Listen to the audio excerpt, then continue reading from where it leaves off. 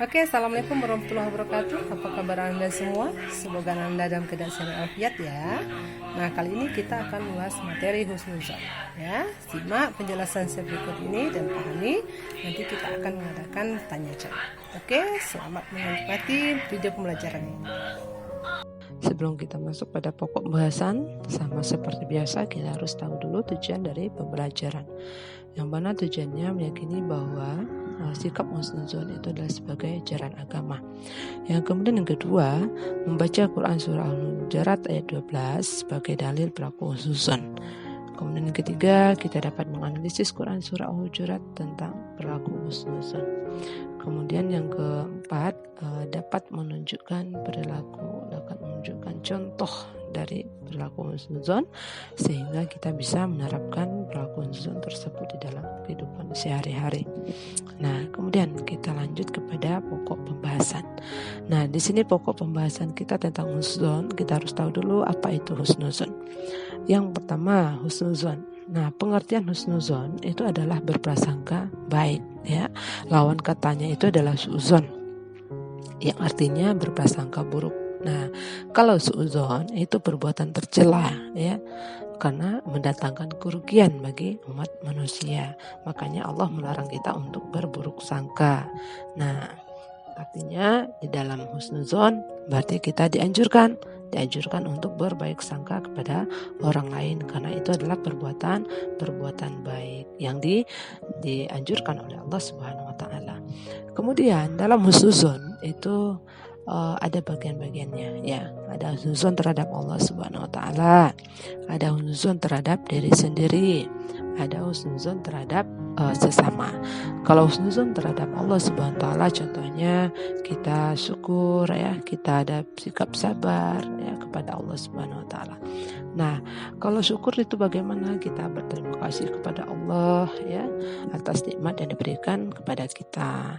Kemudian yang kedua, sabar. Apa itu? Menahan diri dari berbagai macam bentuk kesulitan, kesedihan, atau dengan kata lain, kita menahan diri dari hal-hal yang tidak disukai dan dibenci.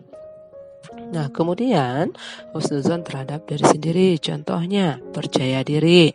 Nah, percaya diri ini kita harus punya. Kenapa? Karena sikap percaya diri itu akan membangun kita, akan mengembangkan kesadaran diri kita untuk mencapai segala sesuatu yang kita inginkan.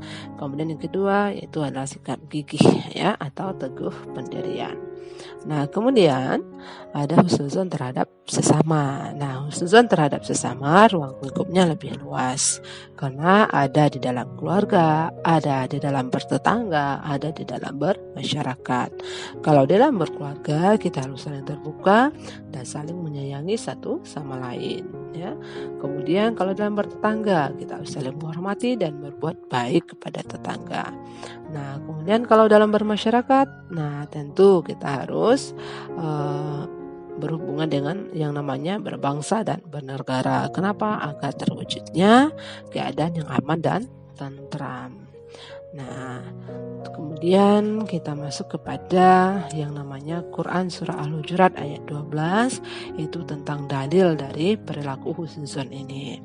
Di sini dapat kita bacakan arti ayatnya. Wahai orang-orang beriman, jauhilah banyak dari prasangka, sesungguhnya sebagian prasangka itu dosa.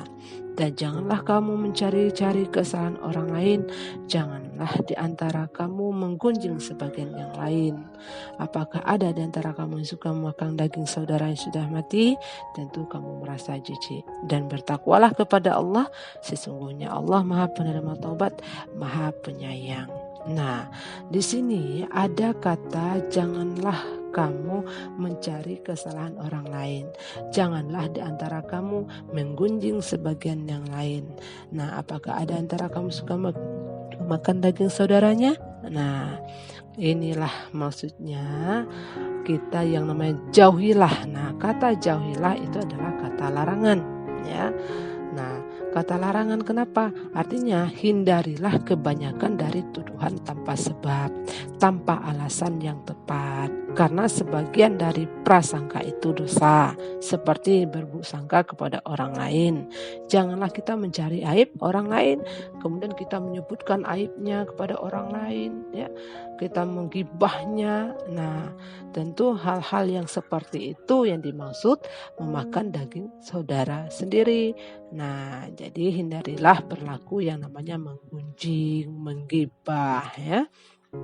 Itu ibarat kata kita memakan daging saudara kita sendiri kalau kita melakukan hal tersebut. Oke, kita lanjut dari pembahasan, dari penjelasan yang tadi saya jelaskan. Tentu dapat kita ambil hikmah berlaku husnuzon ini, perilaku berprasangka baik ini. Yang pertama, kita mampu menahan dan mengendalikan diri serta tidak mudah memberi penilaian yang salah atau negatif terhadap orang lain.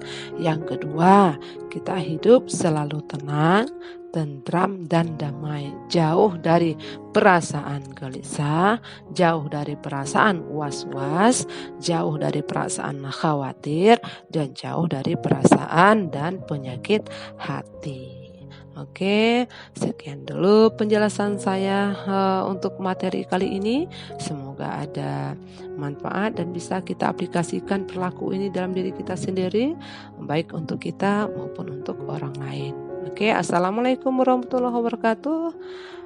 Dadah.